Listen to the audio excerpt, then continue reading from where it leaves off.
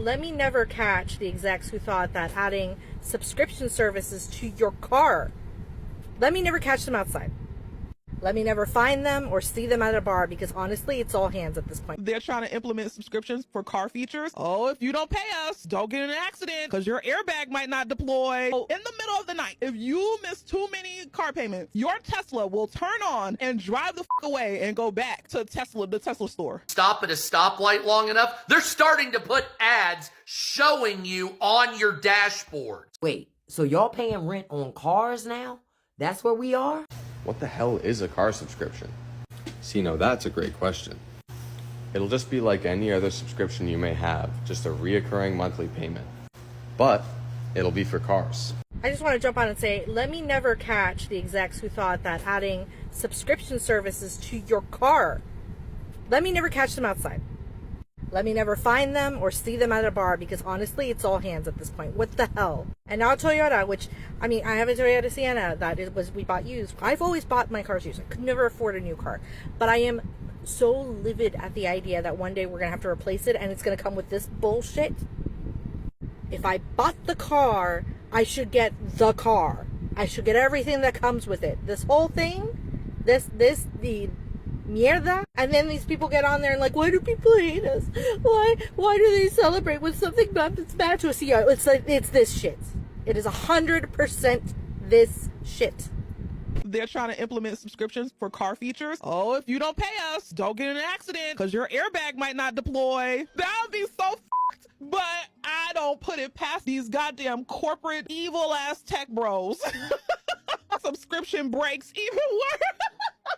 That is some evil shit. Tesla will repossess themselves. So in the middle of the night, if you miss too many car payments, your Tesla will turn on and drive the away and go back to the Tesla store. What the fuck? It runs away. That is crazy. Not damn, I don't want to be with this broke bitch.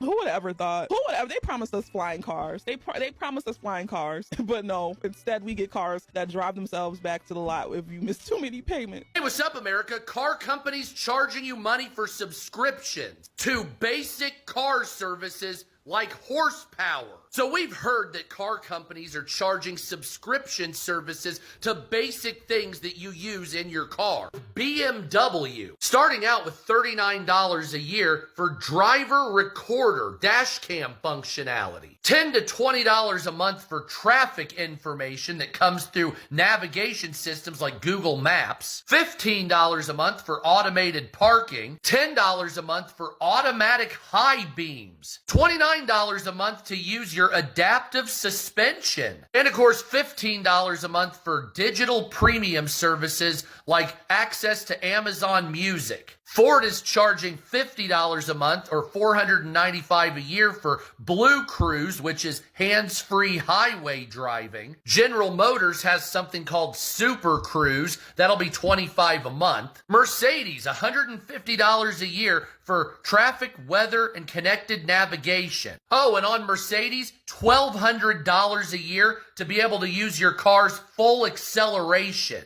Yeah, I'm dead fucking serious on that. Tesla, anywhere between $10 and $15.99 a month for premium connectivity. And apparently they actually have full self-driving, supervised for $99 a month or one-time $12,000 purchase. Toyota, $15 a month for Driver Connect to use navigation services. $15 more a month to get your music to show up. $15 a month once again for remote start. And another $20 a month for Wi-Fi connections for in-car hotspots, which, as you know, a couple of years ago, they just gave them for free. Volkswagen, it's $22 a month for extra horsepower. So it's there just naturally. They just restrict it on purpose until you pay a fee. $10 to $20 a month for Wi-Fi hotspots, another $10 a month for premium navigation, and another $5 to $10 a month for premium radio, so you can use voice control to change the station. Hyundai and Kia have Blue Link or Kia Connect. That's basically remote start and lock vehicle plus a vehicle health report for $10 a month. And $3 to $10 a month for features like heated seats and remote starts. Oh, and by the way, the cars are smart. So when you stop at a stoplight long enough, they're starting to put ads showing you on your dashboard. So you're driving, you stop at a long stoplight, and an ad appears. So how long is it gonna be before cities and states change the timing of their stoplights to coincide with ads they're gonna show you for ad revenue for the states? And of course, the list goes on, but Jesus fucking Christ, this is garbage. It's so bad, I would even classify that as un-American, except for the fact that capitalism seems to rule the day here for everything. Guys, look, I don't know about you, but to me, everything in life becoming a fucking subscription model is pissing me off. Because we've now gotten to the point where Volkswagen is charging you a monthly fee to unlock your full horsepower. Like, seriously, I wish I was kidding about this. But Volkswagen wants drivers to pay monthly, yearly, or lifetime fees to unlock the horsepower in the fucking car. I thought it was bad when BMW was trying to charge you a subscription for your heated seats. Like, this is something that Volkswagen is paying extra money to limit, right? Like, they built the car with a certain amount of horsepower, and then they had to pay extra to build and install a device that limits that horsepower so that they could charge you to use it. They made it more expensive for themselves so they would have an excuse to charge you. That is next level stupid. I mean, this is the embodiment of the you will own nothing and love it type of movement. And it's got to be fucking called out because this is insanity. If you build the fucking car with a certain amount of horsepower, that's how much horsepower I should get. And if you were stupid enough to pay extra money to build and install a device that limits that, fuck you. I just bought a brand new fucking car, right? Beautiful little Acura. Little, you know, affordable luxury. Red seats, you see the shit? Nice moonroof. Fuck yeah. Ambient lighting? Okay. Turn on my car from outside unless I buy a $50 Honda, I know where you're based. You're based in Japan. If you don't want to relive the 2 worst moments of your life, you better take that shit the fuck off now. They're about to start running this shit like this Amazon Prime. They're about to start running this shit like it's Netflix. So basically, they're going to plan on giving you a free trial, and once your free trial expires, you got to pay for shit that you already have in your car. Come on. I seen a video where this girl said she got to pay to listen to music. Huh? And if you're not using CarPlay, you don't have nothing at all. And listen to this shit. They're talking about putting mileage limits on these cars, and you have to pay per 1,000 miles. Mind you, they'll be tracking every single thing that you do in these cars. You don't abide by their rules, they're turning that shit off. And now I'm saying to myself, this is why they wanted everybody to have those electric cars. Yeah, okay. I think the era of the subscription model is already wearing thin on people. I talked with someone yesterday who said they bought a 97 Toyota Land Cruiser because they'd rather have that than whatever it is car companies are churning out today. I also heard from someone who said they bought a CD player. They'd rather use that instead. You remember the Walkman? And you know, I look at the world around us and I think it's a combination of things. Like, we're tired of getting nickeled and dimed just to use stuff. And then of course there's this idea that there's nostalgia there. There's some sense of comfort in going back.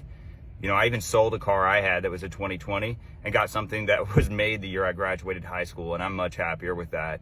I think people are just kind of tired of the way things are right now, and maybe this is just an element of that.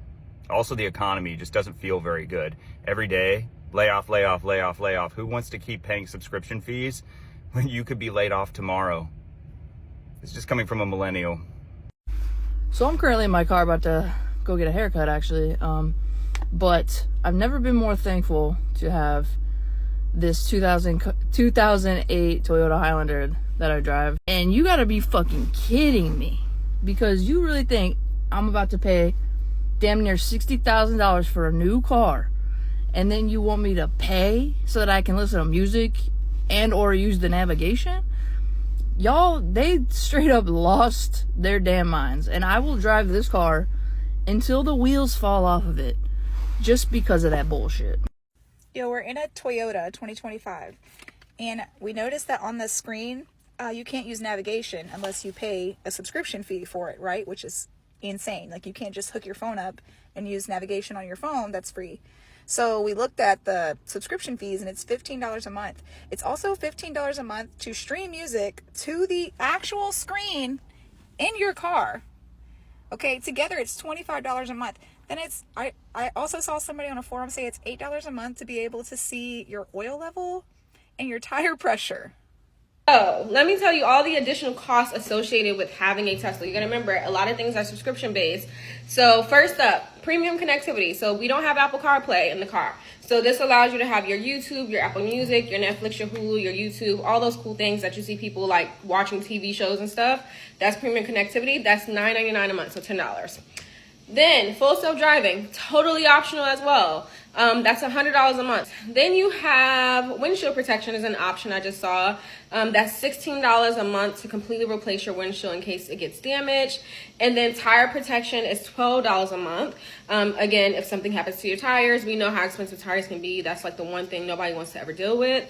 But tires, so that's $12, like I said. So all in all, you're looking at about $138 in addition to what you're paying for your note monthly. So just keep that in mind if you are considering getting a Tesla.